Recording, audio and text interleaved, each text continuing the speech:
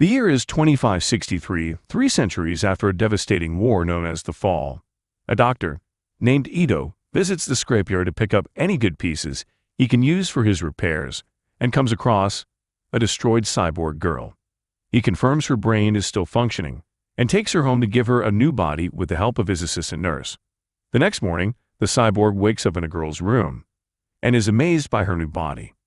After admiring her new self in the mirror, she puts on clothes and goes downstairs, where Ito is taking care of other cyborg patients. Ito is glad to see her awake and offers some breakfast, where the girl reveals she can't remember how to eat a simple fruit. It turns out she has no memories from her previous life, and Ito hasn't found any records of her either. Afterward, the girl goes outside to see Iron City for the first time. It's a lower-class kind of place, and above them she notices Zalem, the last of the great sky cities where the elite lives. After the war, survivors came to live on Earth, and all the work that is done here is for Zalem, but nobody is allowed to go up there. Ito gives the girl the name Alita and invites her to stay with him. Ito goes out to do some chores and takes Alita with him, giving her the chance to see a motorball match on a big screen and make friends with a street dog. Alita also finds a wanted sign looking with a bounty for a criminal that killed 6 women. At that moment, a huge robot appears in the middle of the street and Alita instinctively gets in a defensive position. A young man named Hugo immediately pushes her out of the way, but Alita goes back to save the dog. Hugo's impressed, but still explains she shouldn't mess with centurions who guard the city. The 2 youngsters hit it off, but Ito interrupts them and brings Alita back home. Late at night, a woman tries to return to her apartment, only to suddenly be attacked by the wanted murderer. Meanwhile, Alita wakes up when she hears a noise and discovers Ito coming home too late, carrying a huge suitcase and a blood stain on his hand. The next day, Alita begins helping Ito with the patients and learns that a man had his cyborg limbs stolen by jackers who sell them in the black market that supports motorball games. She also hears another woman got killed last night, and she can't help getting suspicious of Ito and his wrist wound. After work, Alita goes out and bumps into Chiron, a mysterious woman with a mark on her forehead. Chiron grabs Alita's hand, freaking her out and causing her to run. Then Chiron meets with Ito, revealing that they used to be married and that Ito used the cyborg body they had made for their dead daughter to repair Alita. Chiron wants to work with Ito again to build a motorball champion that could buy her away to Zalem.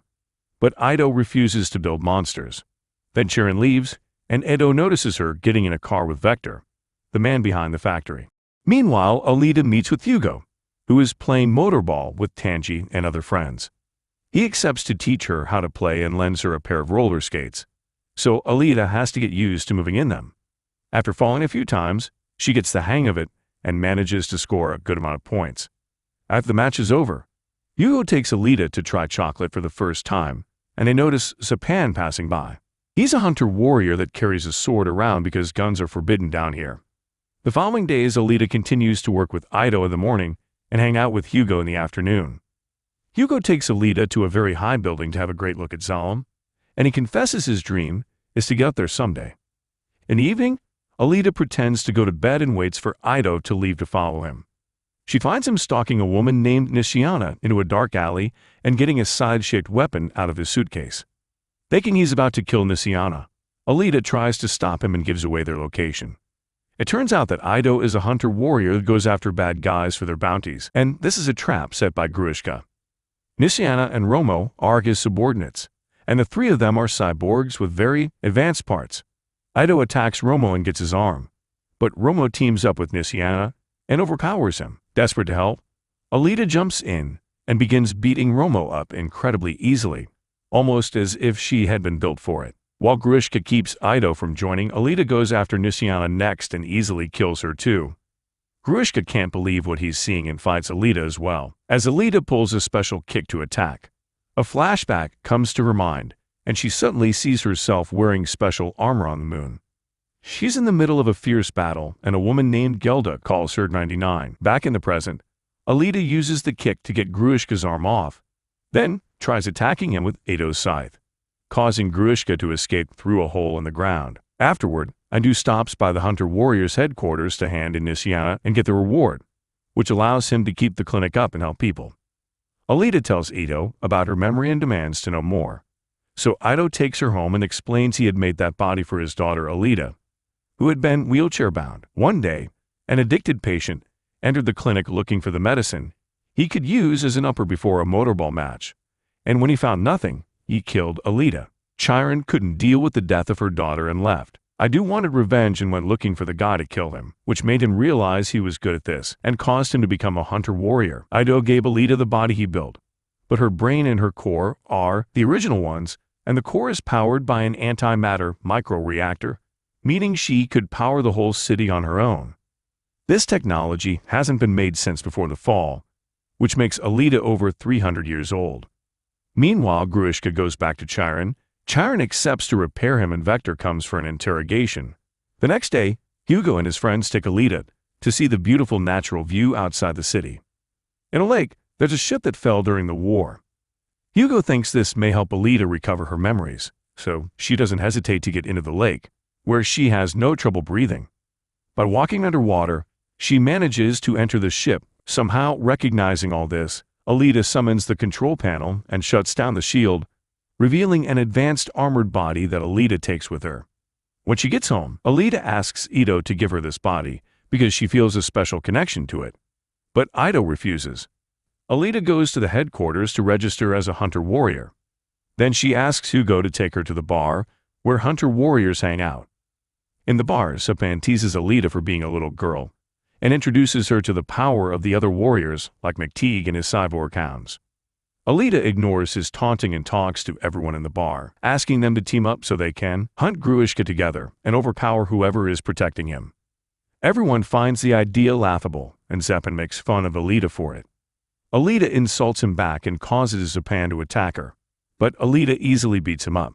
If she defeats them, then they must agree to team up. A bar fight immediately ensues, and an amused McTeague watches how Alita kicks everyone's butts without trouble, although Hugo helps as well. Ito arrives and makes everyone stop by threatening them with charging for his repairs. Gruishka shows up and kills a man to show off his upgrades. Gruishka asks for Alita, and the dog comes to her defense, but Gruishka kills it. Furious, Alita paints warrior marks on her face with the dog's blood and begins fighting Gruishka. Ito wants to help, but Hugo quickly pushes him away. Gruishka makes a hole in the ground to fight Alita in the ruins of the old world. Alita continues to fight spectacularly, although this time Gruishka's upgrades allow him to wound her leg. Gruishka tells her that she was made by Nova, just like him. The next time Gruishka attacks, Alita fails to dodge it and loses most of her body. This triggers a memory of Gelda teaching Alita how to fight. She reminded her to never give up because they needed to defeat Nova soon. Encouraged by Gelda's words, Alita uses her remaining arm to make her body bounce and punch Gruishka through his eye socket. Then she falls on the ground just in time for Ito and Hugo to arrive and attack Gruishka too. McTeague comes as well and sends his cyborg hounds to get revenge for the dead dog, scaring Gruishka into running away. Ito takes what is left of Alita home and repairs her by giving her the berserker body. The next morning, Alita is feeling stronger than ever and discovers her fingers can make plasma. Afterward, Alita meets with Hugo. Hugo touches Alita's arms and face so she can experience actual human contact. Meanwhile, Gruishka is throwing a tantrum over his loss. Vector decides he can't trust Gruishka with such an important mission, and decides to meet with Hugo to get her to talk about Alita by getting him drunk. The next day, Alita finds Hugo in his apartment suffering from a hangover. They talk about Hugo's dream of reaching Zalem and Alita, but Hugo turns it down and informs her that Vector wants to see Alita play motorball. Alita accepts if Hugo becomes her coach. That way they could go to Zalem together if she wins. The night of Alita's first big game, Ito gives her extra protection and custom-made skate feet, while Vector contacts the other players to offer a huge reward to whoever kills Alita during the match. At the stadium, Vector tells Chiron that he made Hugo bring Alita to them by promising to take him to Zalem. Ito realizes Alita's opponents aren't normal players. They're all bounty markers or hunter-warriors, which means this is a trap. He calls Alita through the communicator on her system to warn her. These guys are tough and manage to land a few hits on her, but Alita is still far superior and easily beats them all up. Suddenly, Alita gets a call from Hugo, who tells her he needs help to defeat Sapan. Alita wastes no time and jumps through the stadium's big screen to leave the building and goes to find Hugo, who is about to be killed by Sapan. Alita immediately pushes Sapan away, but at that moment, the bounty screens show that Hugo is wanted for murder. Hugo admits he was a jacker, but also explains he only took the parts without killing. Zapan reminds Alita of the Hunter's Code, but since Alita can't bring herself to kill the man she loves, Zapan stabs Hugo first. A Centurion shows up to ask for Hugo's body, so Alita picks him up and runs away with him. In a secret spot, Hugo swears he didn't kill anyone and that he quit his job for Alita. Chiron watches all this from afar, and she's so touched by their relationship that when Vector calls her, she tells him she lost track of Alita and Hugo. Then she offers her help to them to help the boy survive. Moments later, Alita comes out with Hugo's head in her arms. The Centurion accepts this as Alita having finished the bounty, but Zapan takes a closer look and discovers Chiron has connected Hugo's brain to Alita's core. Furious, Zapan tries to attack Alita, but fighting other hunters is a violation code and the Centurion classifies Zapan as a criminal now. This allows Alita to destroy Zapan's face and take his sword. Hours later, Ito has finished giving Hugo a new body, even if it's rather rudimentary. Meanwhile, Vector confronts Chiron for letting Alita go. Chiron explains Alita reminded her of her duties as a doctor and a mother, so she wants to quit because she doesn't care about Zalem anymore. Vector has no choice but to send a guard after her.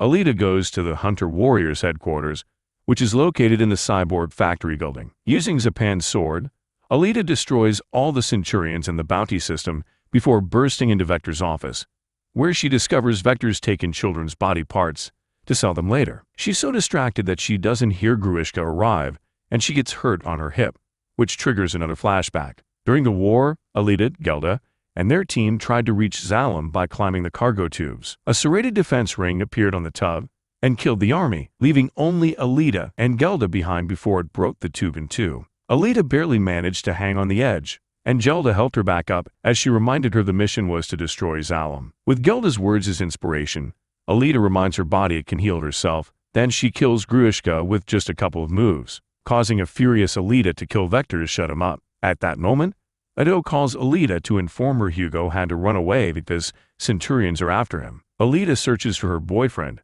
and finds him climbing the tube to reach his dream. No matter how much Alita explains that Nova is using him to get to her, Hugo doesn't listen, and Nova takes the chance to drop a serrated ring on them.